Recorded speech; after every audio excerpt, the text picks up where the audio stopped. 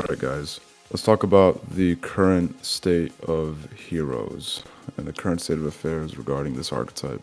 This may seem as a random video topic for this channel. This is a topic that's near and dear to me, considering I've been a hero duelist since the archetype was released. And let's take a look at just a simple example. Let's look at Elements Hero Bubble Man as we know it in the TCG, and let's take a look at Elements Hero Bubble Man in Rush Duel. When you look at these two cards side by side, what do you notice? Are you able to tell the difference between the two? Greatest difference between these two cards is one of them special summons themselves from the hand and the other does not.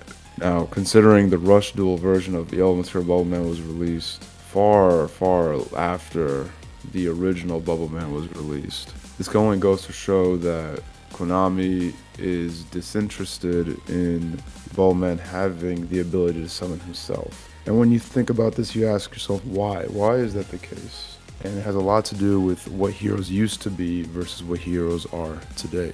What heroes used to be a deck in, let's say, the Xyz format when Utopia was first released. It used to be a deck where you would be able to run Bubble Beat, a deck that was able to basically special summon Bubble Man from the deck as a level 4 extender through emergency call. And this became the introduction of heroes as a reliable level 4 access Xyz deck, especially from the release of A Hero Lives. And when you think about it, when you look at the roots of what heroes used to be, you can tell that they were actually the original YuGiOh. Before YuGiOh was ever a deck in 2025 or 2024, at the end of 2024, heroes were actually the original YuGiOh. They were the original premier deck to have the ability to special summon 2 level 4 extenders on the field without normal summoning. Take this as a challenge. Can you think of any card in the game of YuGiOh that is able to special summon 2 level 4 monsters on the field without normal summoning? For many years before YuGiOh existed, that's a very difficult question to answer. It was always and has always been A Hero Lives. You'd use A Hero Lives, special summon Stratos, add Bubble Man, and then special summon Bubble Man from your hand. This is a inherent strength that heroes have, one that we no longer utilize, we no longer emphasize. As a matter of fact, modern day heroes, we actually disregard our areas of strength. We're no longer using what our archetype is capable of insofar as our ability to special summon level 4 monsters with the greatest of ease. And instead, we're now becoming cornered into this fusion only archetype. And not to say that there's anything wrong with that. You know, heroes have always been fusion based archetype, but there is something greatly wrong with that if you're trying to run heroes competitively. Your deck will auto lose to cards like Dimensional Barrier or Archfiend Simul Archfiends. So let's take into consideration how we can modernize heroes, understand what are our greatest areas of strength, understand what are our greatest areas of weakness, what have we been relying on, what have we been doing wrong, what have we been depending on, and what is the way forward.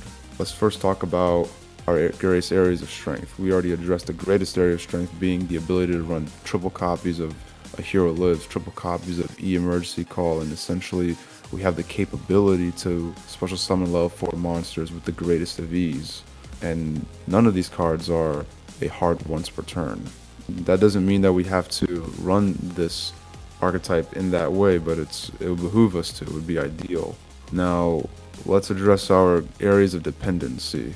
One of our greatest crutches is Destiny Hero Malicious. Many hero decks today are tailoring the entire main deck in order to cater to Destiny Hero Malicious. Cards like Forbidden Droplet, which are a tremendously powerful card, is just spammed. And one of the reasons why is because it has a dual functionality. It's not only good going second, it's not only good as a board breaker, it's not only good as an out to the YuGiOh detonator, but it also gets malicious out of the hand. Cards like Vision Hero Ferris gets malicious out of the hand. There are a lot of cards in the main deck, Evil Assault, for one of them, another card that gets malicious out of the hand. We become so dependent on Destiny Hero Malicious that Our deck auto loses to cards like Artifact Lancia. We auto lose to cards like Dimension Shifter. We auto lose to cards like, well, a well-timed Bestial Magnuma or a Bestial Druis Worm. Or we just get severely punished by Molcharmi Fuolos when we resolve Malicious. The current metagame has evolved, and we have not, because we are continuing to be dependent and over-reliant on Destiny Hero Malicious. A level 6 hard brick. You look at the bodies video on the channel, you'll understand what a hard brick is, but this is a level 6 hard brick that does absolutely nothing in our hand. Whenever we go first, we are starting with a 4-card hand, and whenever we're going second up against an established board, we're starting with a 5-card hand because we have Malicious in our hand. We can cater the rest of our main deck just to mitigate that loss and find ways to ditch Malicious out of the hand through cards like Droplet or Evil Assault or Ferris, but there are better approaches, and we don't have to make a deck that is so dependent on Malicious and auto lose to cards like Shifter, Lancia, or the Bestials, or get severely punished by Fuolos. When you really think about Malicious, this is a card that if you ever were to consider it's best to be considered when you're going first. You never want to go up against an established board and have a level 6 brick, hard brick at that, in your hand. Cards like Destiny Malicious also conflict heavily with Elemental Bubble Man. The two don't work well together when they're both in hand. When you take into account the rest of the modern day hero cards that have been released ever since we have done away with the old days with Bubble Beat, we're talking about the new cards for the hero archetype that constrain heroes. These cards are cards that make heroes homogeneous and unable to work well with other archetypes. We're talking about cards like Fusion Destiny, Cross Crusader, Infernal Devicer, Vision Hero Ferris, Evil Assault, and Toxic Bubble.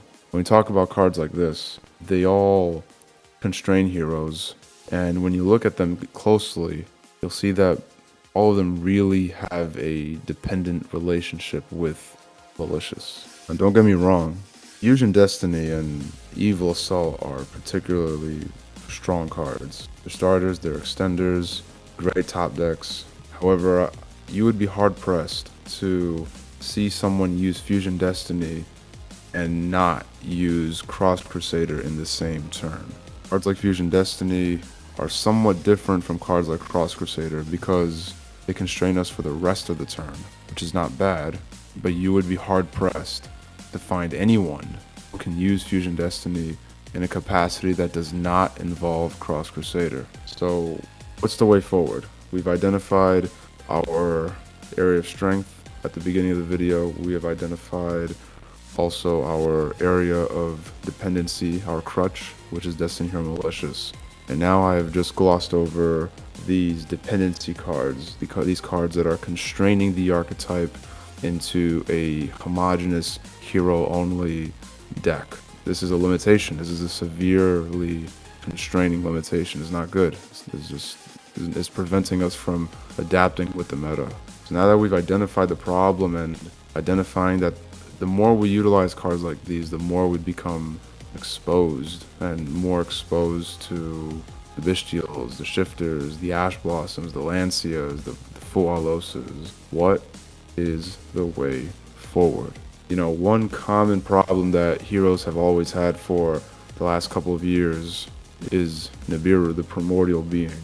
There's a lot of jokes nowadays describing that the final hero end board is a Nibiru token. This is mainly because the archetype, or not even the archetype, but rather the duelist, because we have to be accountable here. And here in ground game, we are all in on the pilot.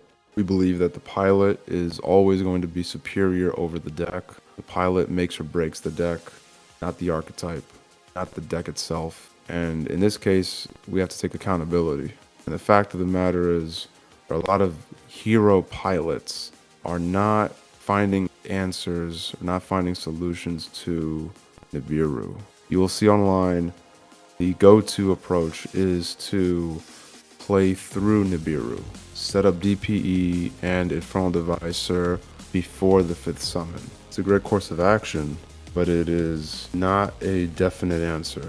A consistent and definite answer used to be cards like Barone the Floor, or cards like Apopalooza. These are monsters in the extra deck that are go-to solutions to resolve and solve Nibiru immediately before the 5th summon. Well, those cards are gone, but there are other suitable options available to us. So, what is this way forward that I'm proposing? Well, I'm proposing a couple of things. One, we have to stop depending so heavily on Destined Hero Malicious. We have to start returning back to our roots, which is the strength that heroes have always had, the play set of non-once per turn cards that special summon and spam level 4 monsters on the field with the greatest of ease. And a go-to solution in the extra deck that will permanently resolve and fix and solve and negate Nibiru the Primordial Being, negate Bestial Magnamut, negate Bestial Druid Worm, negate Molcharmi Fualos, negate Dimension Shifter, negate Artifact Lancia, negate Ash Blossom and Joyous Spring. I'm talking about Traptrix Rafflesia. The generic rank 4 Xyz monster, any 2 level 4 monsters can Xyz summon this. It's unaffected by trap cards, which is a very big deal. It's a very big deal because when you talk about Nibiru, you have to also talk about the triple play set of Infinite Impermanence, or the triple play set of Effect Veiler, or the triple play set of Ghost Mourner. Those 9 cards with 1 Nibiru in hand was, and still is, the predominant way to out cards like Apollousa and Barone in the past. The beautiful thing about Traptrix Rafflesia is it's unaffected by traps. So you cannot use Infinite Impermanence on Traptrix Rafflesia. This is a very big deal. Moreover, on the Xyz summon of Traptrix Rafflesia, let's say your opponent uses Ghost Mourner. You don't necessarily have to continue to dedicate and push into your board because you're expecting Nibiru. So now there's psychological warfare. There's psychological gameplay, and you're trying to figure out if you can play a perfect game, a game where there's very little to no misplays, when Ghost Mourner is going to be resolved on Rafflesia. So that means Infinite Permanence and Ghost Mourner are pretty much ineffective on Rafflesia, unlike the predecessors of Rafflesia. We're talking about cards like Apollousa and Barone. So the only real threat is Effect Veiler. Effect Veiler plus Nibiru, yeah, that's hurts. It definitely does hurt. If they got those 2 cards specifically, alright, they got it. But even then, there are solutions to prevent even that. Biggest one is Dimension Shifter. When you play heroes as an Xyz deck, and you emphasize the significance of the level 4 capabilities like Bubble Man, and you are able to Xyz summon Traptrix Rafflesia, and on top of that, you become a Dimension Shifter deck and you main deck shifters of your own, well then, congratulations. Now you have officially modernized heroes. You've modernized them in a way where they cannot lose to cards like Effect Veiler. They have their 3 sets of Effect Veiler in their 40 card deck, so be it. We have our 3 sets of Dimension Shifter and our 1 copy of Call by the Grave. We have our 4, they have their 3. 40 versus 40. Alright, let's see who wins. Let's see who has the math on their side. They have cards like Dueling Lockbird, that's fine. We have cards like Dimension Shifter. Again, when you play a deck that is Dimension Shifter oriented, you become impervious to a lot of hand traps. You're no longer concerned about Ghost Ogre and Snow Rabbit. You're no longer concerned about Dueling Lockbird. You're no longer concerned about Effect Veiler. But to do this, you have to accept the fact that you are exchanging 1 level 6 dark monster, a hard brick like Malicious, with another level 6 dark monster like Dimension Shifter, a significantly better card. The other benefit to Dimension Shifter is one of the only hand traps in the entire game that actually does not conflict with Bubble Man. Bubbleman needs to be the only card in your hand in order to special summon himself as an extender. However, cards like Dimension Shifter, Artifact Lancia, Animal Charmies, and Infinite Permanence can easily set themselves or discard themselves from your hand on either turn, going first or second.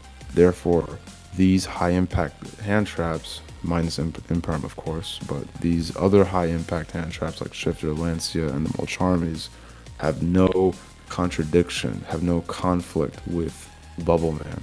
So this is the solution. The way forward is this version of Heroes. It's an Xyz fusion based version of Heroes. You're running a hero deck that has the capabilities to Xyz summon and the capabilities to fusion summon, with an emphasis on Shifter, so that way you are impervious to many different types of hand traps. And the best part about it is, again, we have Trap Tricks Rafflesia on our side, and thus we now have the ability to negate Magnuma, negate Druisworm, negate their Shifter, even though our main deck is already impervious to Shifter because we are a Shifter deck.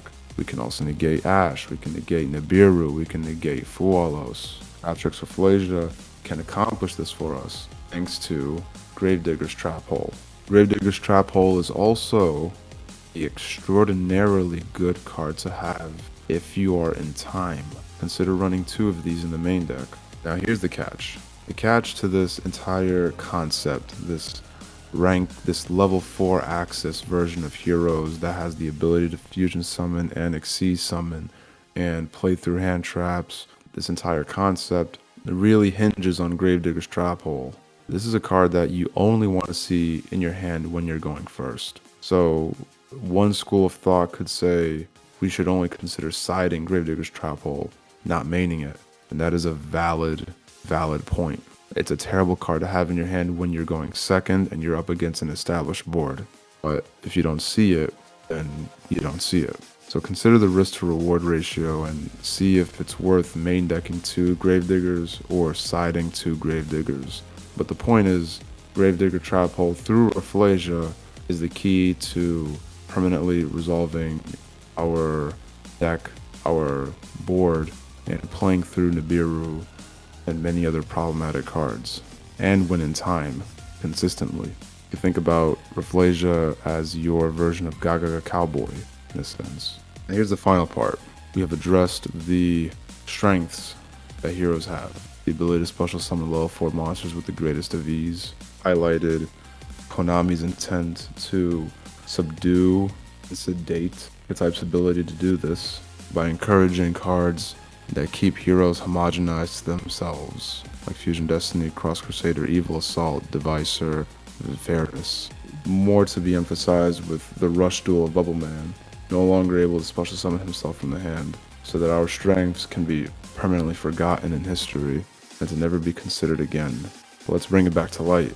We've also identified our dependency, our crutch, through Destiny Hero Malicious. We have identified that Malicious is ultimately the cause and the reason why our deck is so exposed and unable to play through a various amount of hand traps, both low impact and high impact. And we talked about the way forward, which is to ditch Malicious and to play a level 4 Xyz version based special summoning Rafflesia and negating their opponent Gravedigger's Trap Hole. Stand your ground.